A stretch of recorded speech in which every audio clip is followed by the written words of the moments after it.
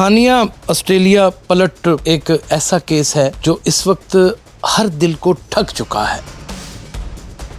एक ना तजर्बाकार, एक ऐसा पुलिस एहलकार जिसके पास शायद कोई ट्रेनिंग का फुकदान था या वो नशावर अद्वियात इस्तेमाल करता था, ये भी कुछ दरियाफ्त नहीं हुआ। वो अंधाधुंध फायरिंग कर देता है गाड़ी के ऊपर। क्या तफ्तीशी इदारे अपने बेटी बंद भाई को छुड़वाने के लिए कहीं ना कहीं कोई सुगम या कोई ऐसी चीज तो नहीं रख रहे? चल चल, खुदा की कसम, पैसे पाले जेब इन नजरों को यहाँ से देखे। जिंदगी की एक मस्ती और एक शोखी इदारों को और इस मुल्क को किस नहज पर खड़ा कर देती है, इसका अंदाज़ा तब होता है जब उस शोही की बाबत और उस लापरवाही की बाबत कोई ऐसा वाक़या पेश आ जाता है जिसके बाद सब लोग सहम के बैठ जाते हैं। बोलता कॉलम विद यासर शमून के साथ मैं यासर शमून खान आपकी खिदमत में हाज़िर हूँ। खानिया ऑस्ट्रेलिया पलट एक ऐसा केस है जो इस वक्त हर दिल को ठग चुका है, हर रूह को निचोड़ चुका है।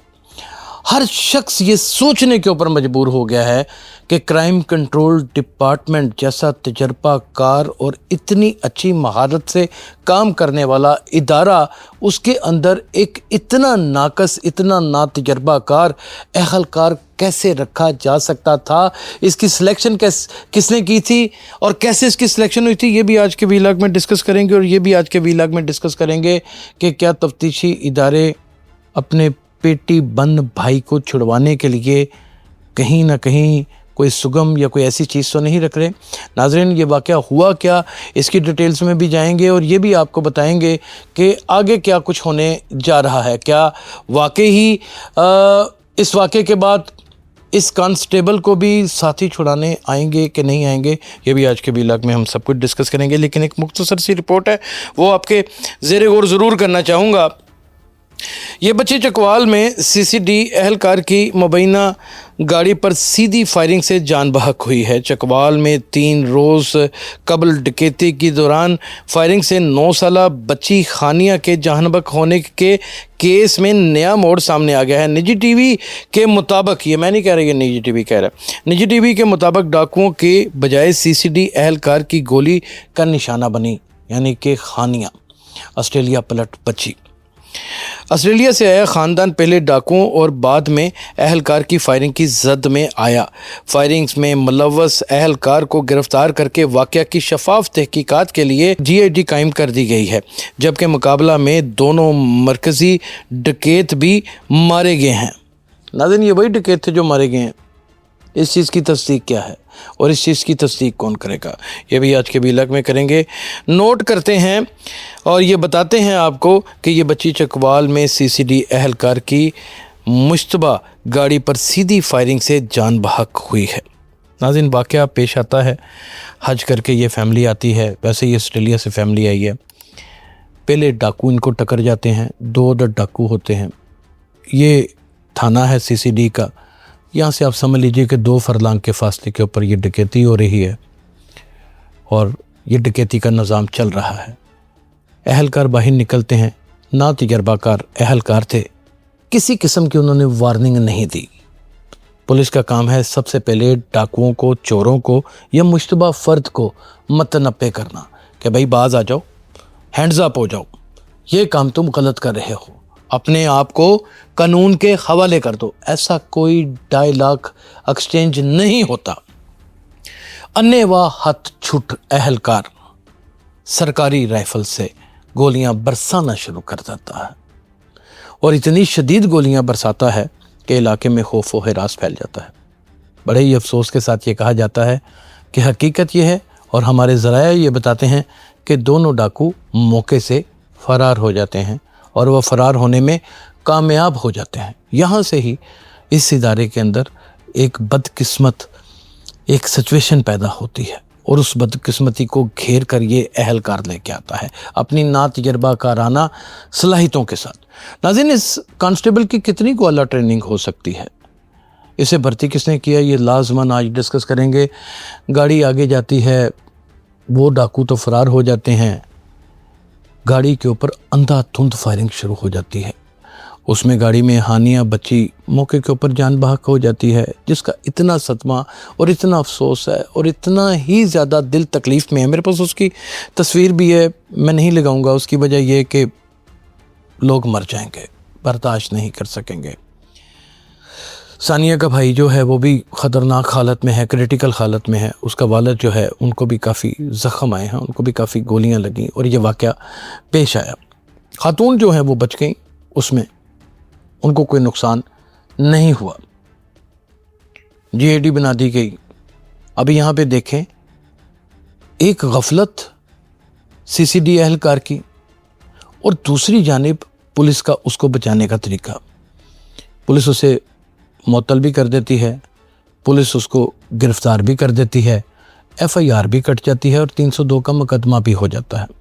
ہم ناظرین کوئی سرکاری افسر ہو یا کوئی سرکاری افسر نہ ہو، عام شہری ہو، خدا نہ خواستہ اس سے کوئی شخص جان بحق ہو جاتا ہے، اس کے ہاتھوں مارا جاتا ہے، تو سب سے پہلے پولیس اس کے اوپر ایف آئی آر کاٹنے کے بعد اس کو گرفتار کرتی ہے، گرفتار کرنے کے بعد عدالت میں پیش کرتی ہے اور عدالت میں پیش کر کے اس سے کم از کم 14 دن کا ریمانڈ طلب کرتی ہے، تاکہ جس اوزار کے ساتھ کسی کو جان بحق کیا گیا ہے اس اوزار کی ریکوری ہو سکے۔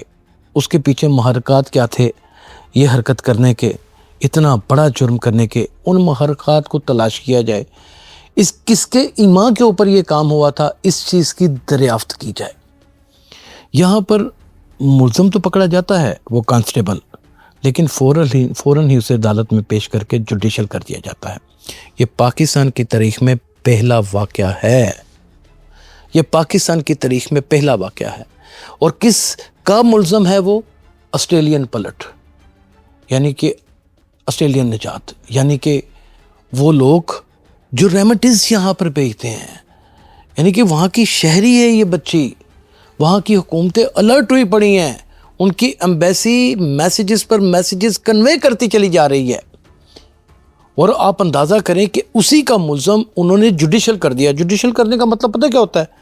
کہ یہ عدالت میں چلا گیا، 2 مہینے بعد 3 مہینے بعد اپنی بیل کو اپیل کے اوپر لگائے گا اور اپنی بیل کروا لے گا اور باہر آ جائے گا۔ آپ اندازہ کریں کہ ایک غفلت کے ایک نا تجربہ کار، ایک ایسا پولیس اہلکار جس کے پاس شاید کوئی ٹریننگ کا فقدان تھا، یا پھر وہ کوئی ٹک ٹاکر تھا، یا وہ پھر ذہنی مریض تھا، یا وہ نشہ ور ادویات استعمال کرتا تھا، یہ بھی کچھ دریافت نہیں ہوا، وہ اندھا دھند فائرنگ کر دیتا ہے گاڑی کے اوپر، اور وہ آسٹریلین پلٹ فیملی ہوتی ہے، ان کا پورا خاندان ہی اجاڑ دیتا ہے۔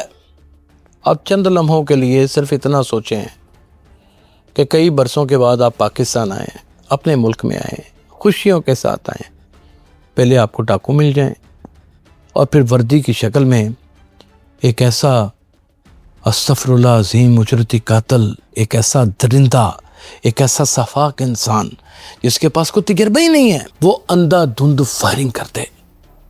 اب سوچیں کہ کیا گزرے گی۔ اب جو وہ محترمہ حیات ہیں، زندہ ہیں، ان کے میاں زندہ ہیں، وہ کس ٹراما سے گزر رہے ہوں گے، اس کا لفظ تعقب نہیں کر سکتے، یہ بات تو ہے۔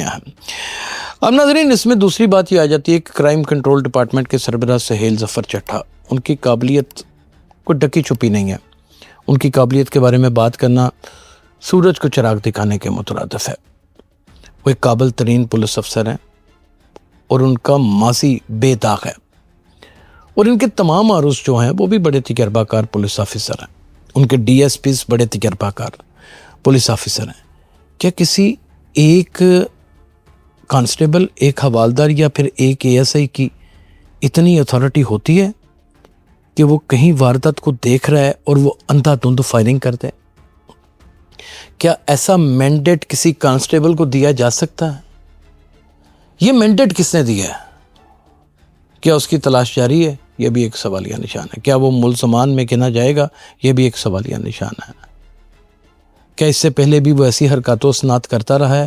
اس کی ڈائری میں کوئی ایسی چیز نکلی ہے یہ بھی ایک اپنے آپ میں سوالیہ نشان ہے، کیونکہ یہ ایک بچی کا جان بحق ہونا نہیں ہے، یہ ادارے کی ایک ایسی غفلت ہے. یہ دیکھیے کرپشن نہیں ہے، یہ غفلت ہے. اس میں ہم ادارے کو غلط نہیں کہہ سکتے، یہ ادارے کے اہلکار کی ایک غفلت ہے. جسے دوسرے لوگ، یہ غفلت ہی ہوتی ہے نا کسی کو جان سے مار دینا سوچے سمجھے بغیر، ایسے ہی عام لوگ کرتے ہیں اور اسی طریقے سے روزانہ کی بنیادوں کے اوپر یہ عمل ہوتا ہے. ناظرین، ایک پرسیپشن کریٹ ہوتی چلی جا رہی ہے سوشل میڈیا کے اوپر بھی، اور دانشور بھی اس چیز کے اوپر لکھنا چاہتے ہیں، بات کرنا چاہتے ہیں. سب سے پہلے اس کی شروعات میں ہی کر دیتا ہوں کہ جب کوئی شخص ایسی حرکت کرتا ہے اور وہ گرفتار ہو جاتا ہے اور وہ مینڈیٹ CCD کے پاس چلا جاتا ہے، کرائم کنٹرول ڈپارٹمنٹ کے پاس چلا جاتا ہے، تو کرائم کنٹرول ڈپارٹمنٹ اس کو حفاظتی خود اختیاری کے درمیان ایک مقابلے میں لے کے آتی ہے اور ساتھی چھڑانے آ جاتے ہیں. کیا اس کانسٹیبل کو ساتھی چھڑانے آئیں گے؟ اور اگر نہ آئے تو کتنے سوال جنم لے جائیں گے؟ سوچ کا محور کہاں تک پرواز کرے گا؟ یہ سب سے بڑا نقطہ. اور دوسری جو بات وہ یہ کہ کیا یہ واقعہ دوبارہ پیش نہیں آئے گا؟ اس چیز کی گارنٹی کیا ہے؟ آج تک جتنی بھی GIDs بنی پولیس کے حوالے سے یا کسی ایجنسی کے حوالے سے یا کسی ادارے کے حوالے سے، وہ کتنی GIDs کا کتنا مثبت رزلٹ آج تک یہاں پر آ چکا ہے. میرا خیال ہے کہ یہاں پہ سربراہ کرائم کنٹرول ڈپارٹمنٹ جو ایک درد دل رکھتے ہیں اور عوام الناس کی خدمت کرنے کے لیے ہر وقت ہمہ وقت تیار رہتے ہیں، اس کیس کو پرسنلی ان کو خود انٹیروگیٹ کرنا ہوگا. اس کے اوپر کسی بھی قسم کا کوئی ابہام مزید پیدا نہ ہو، ان کو یہ اپنی ذاتی تفتیش میں لینا ہوگا، اس کی فائنڈنگ خود لکھنی ہوگی، دفعہ حفاظتی خود اختیاری دفعہ 100 کے تحت معاملات کو خود دیکھنا ہوگا. تب تو اس ادارے کی ساخت بھی بچ سکے گی اور نکتہ چینی سے بھی بچ سکے گا، اور ایک ناحق قتل کا انصاف بھی مل سکے گا. وگرنہ دلی دورست. اپنا بہت خیال رکھیے گا. اللہ حافظ.